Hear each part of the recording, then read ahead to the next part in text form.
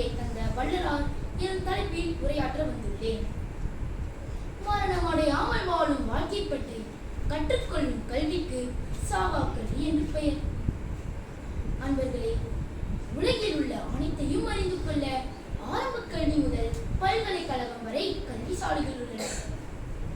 ஆனால் உடம்பையும் உயிரையும் அழிக்காமல் பாதுகாக்கும் கல்விசாலைகள் இல்லை. உலகில் உள்ள கல்விகள் அனைத்தும் பணம் பொருள் சம்பாதிக்கவே உள்ளது. அருள் சம்பாதிக்கும் மொழி எங்குமே இல்லை என்பதே அனைவருக்கும் தெரியும். தமிழ்நாட்டில் பிறந்து வாழ்ந்து மரணத்தை வென்று வாழ்ந்து கொண்டிருக்கும் திரு அருட்பிரகாச வள்ளலார் உலகிற்கு சாவா கல்வியை அறிமுகப்படுத்தியுள்ளார். அவர்களால் சொல்லப்படும் சாவா கல்வியை பற்றி வள்ளலார் பதிவு செய்துள்ள பாடல்களில் கொஞ்சம் தெரிந்து கொள்வோம்.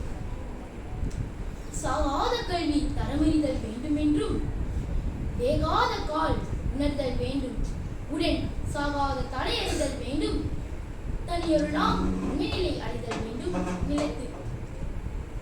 இப்பாடல் வழி முதலில் சாகா கல்வி தரம் அறியேன் என்கின்றார். அடுத்து சாகா கல்வி தரம் அறிதல் வேண்டும் என்கின்றார். சாகா கல்வி எனக்கே கற்றுத்தந்தாய் என்கின்றார். சாகாமல் இருக்கும் அருள் அமுதம் உண்டேன் என்கின்றார். அழியாமல் வாழும் அருளை பெற்று எஞ்ஞான்றும் அழியாமல் வாழும் வாழ்க்கையில் வாழ்ந்து கொண்டுள்ளேன் என்கின்றார். மேலும் அருட்பெருஞ்சோதி ஆண்டவரின் நிலை பெற்றேன் என்கின்றார்.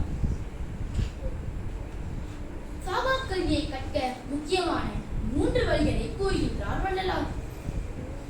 சாகா தலை, வேகா கால், போக புனல் என்பவை சுத்த சன்மார்க்க அனுபவஸ்தானங்கள் என்கின்றார்.